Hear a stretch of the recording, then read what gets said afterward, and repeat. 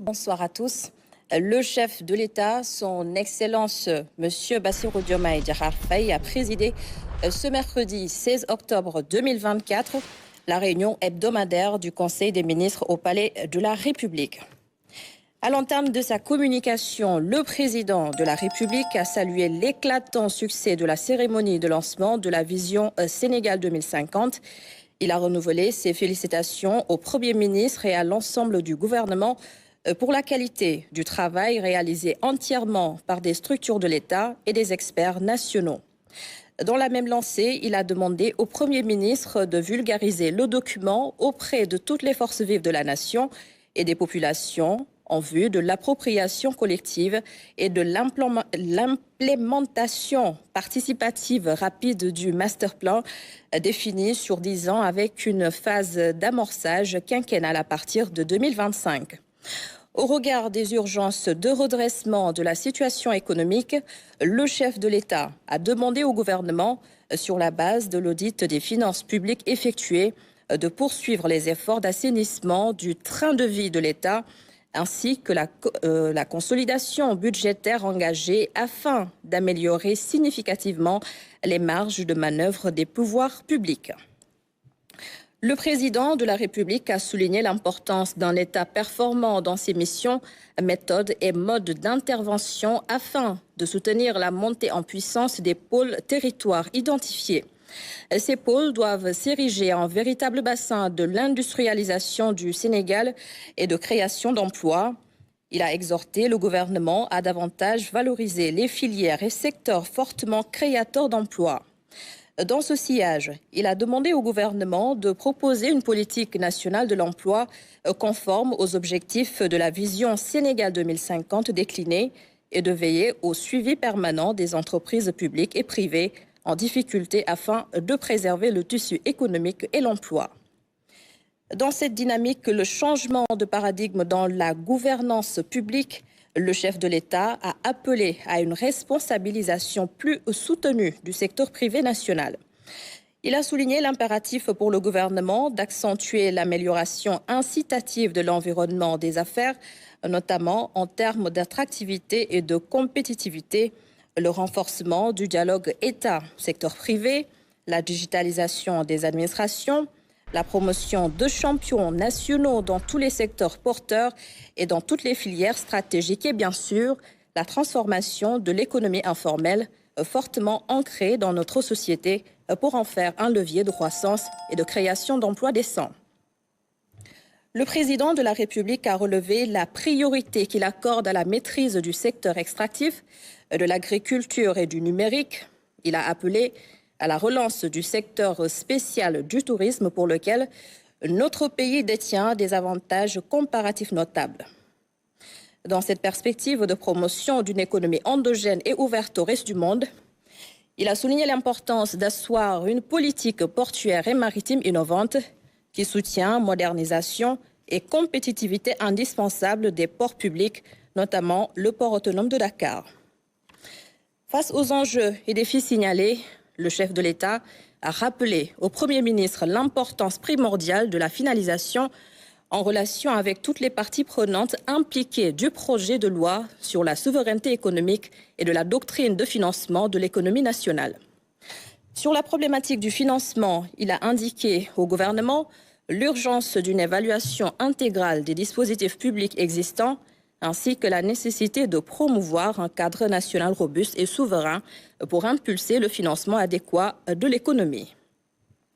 À ce titre, il a demandé au Premier ministre de tenir des concertations nationales sur le crédit et le financement de l'économie.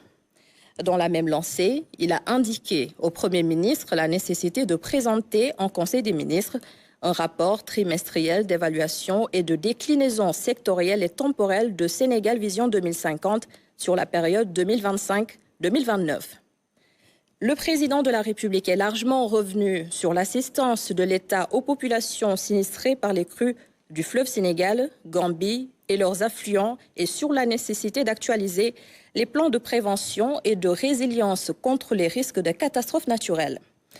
Il a exprimé la compassion de la nation aux populations sinistrées et demandé au gouvernement d'intensifier la mise en œuvre du plan d'urgence de riposte et de secours ainsi que la préservation des cultures, du bétail et des différentes activités économiques des zones touchées.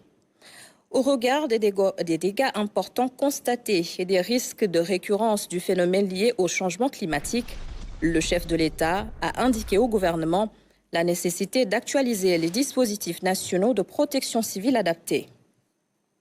À ce titre, il a relevé l'urgence d'intégrer le principe directeur de la prévention des risques par un suivi systématique de la situation hydrologique nationale en relation étroite avec l'OMVS et l'OMVG. D'où la nécessité de concevoir des plans d'aménagement adaptés des localités établies le long des fleuves et de leurs affluents et de mettre en œuvre des plans de résilience pour indiquer les effets des crues sur les habitations et les activités économiques. Le président de la République a informé le Conseil qu'il se rendra les 18 et 19 octobre 2024 dans la région d'Okédougou pour notamment visiter les zones sinistrées le long de la Falémé et apporter la solidarité de la nation aux populations concernées. Saisissant l'occasion de la célébration de la Journée mondiale de l'alimentation, le chef de l'État a insisté sur l'impératif d'asseoir notre souveraineté alimentaire à travers l'accélération de la mise en œuvre d'une politique agricole rénovée et ambitieuse. À cet effet, il a indiqué l'urgence de redéfinir les objectifs d'aménagement hydro-agricole, particulièrement au niveau des vallées du fleuve Sénégal et de la Nambé, pour accroître de façon significative les surfaces emblavées, de même que les productions rizicoles, avec le développement de la mécanisation et l'accroissement des systèmes de maîtrise de l'eau.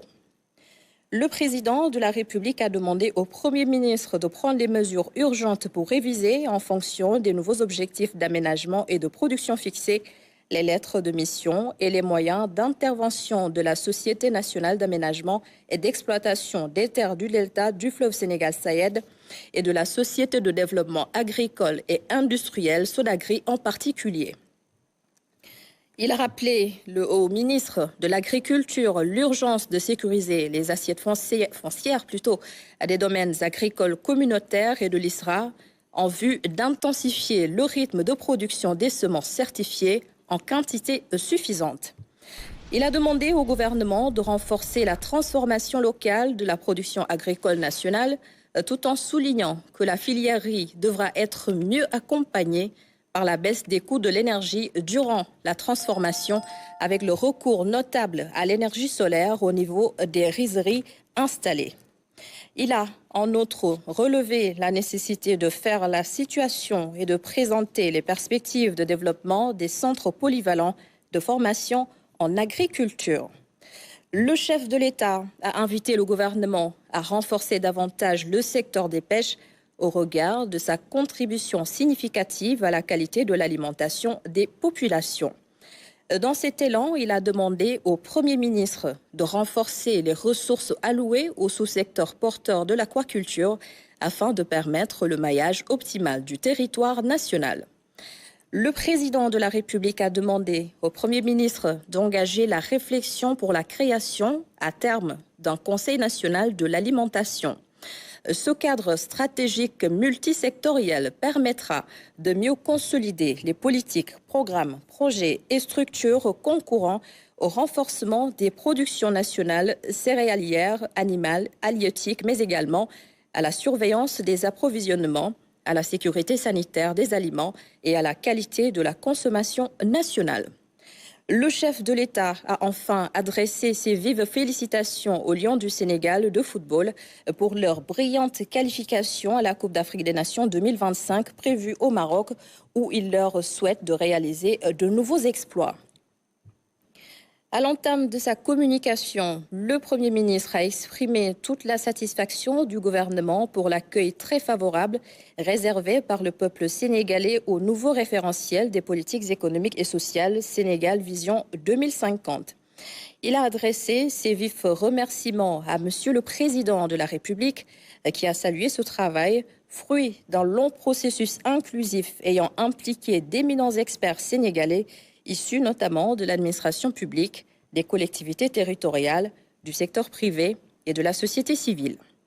Pour atteindre les objectifs de la vision d'un Sénégal souverain, juste et prospère, en premier lieu, sa déclinaison en un plan quinquennal 2025-2029, le Premier ministre a demandé au ministre de prendre résolument en charge 4 principaux défis.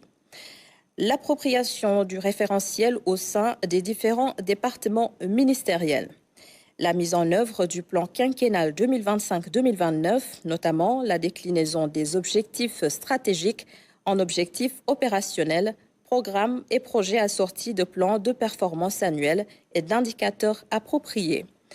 La gestion au niveau des départements ministériels de la transversalité des programmes et des projets grâce à la définition d'une cartographie précise des processus type d'une administration publique moderne. Le renforcement des capacités des ministères en matière de conduite de plans stratégiques. Abordant le second point de sa communication, le Premier ministre a rendu compte à Monsieur le Président de la République de l'exécution de sa directive relative à l'accompagnement du retour des déplacés de Casamance pour leur réinstallation adéquate. Ainsi, un conseil interministériel tenu le 8 octobre 2024 a abouti à la mise en place d'un plan Diomaye pour la Casamance articulé autour d'un plan d'action détaillé d'un budget total de 54 milliards de francs CFA pour une réinstallation adéquate des déplacés dans leurs localités d'origine respectives et dans des conditions satisfaisantes de vie sociale. Le Premier ministre a exhorté les ministres en charge de l'exécution du plan d'action, chacun en ce qui le concerne, de veiller à une planification optimale des tâches, à une coordination étroite des interventions, ainsi qu'au respect scrupuleux des engagements souscrits et des délais d'exécution. Au titre des communications des ministres. Le ministre de l'Intérieur et de la Sécurité publique a fait une communication sur la situation des inondations suite au débordement des eaux des fleuves du Sénégal et Gambie. Le ministre de l'Hydraulique et de l'Assainissement a fait une communication sur la situation hebdomadaire de la gestion des inondations. Le ministre des Pêches, des Infrastructures maritimes et portuaires a fait le point sur le port de Ndahonga, Foundiougne et les ports secs. Le ministre de l'Agriculture, de la Souveraineté alimentaire et de l'Élevage a fait une communication sur les mises en place et cessions des intrants agricoles 2024, l'état des cultures et le suivi des exportations de produits horticoles. Au titre des textes législatifs et réglementaires. Le Conseil a examiné et adopté le projet de décret portant collecte de la rémunération pour copie privée. C'en est tout, Anne-Marie. Merci beaucoup, Adama Anouchkaba. À l'instant, donc, la lecture du communiqué du Conseil des ministres tenu ce mercredi. Je vous l'annonce.